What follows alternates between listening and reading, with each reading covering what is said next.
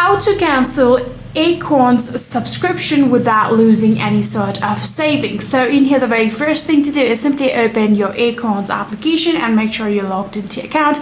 Then from here, what you're going to do is simply tap on the gear like icon that you'll be able to see on the top right corner right here, and then you'll be able to get into settings. From your settings, what you're going to do is simply tap on my account.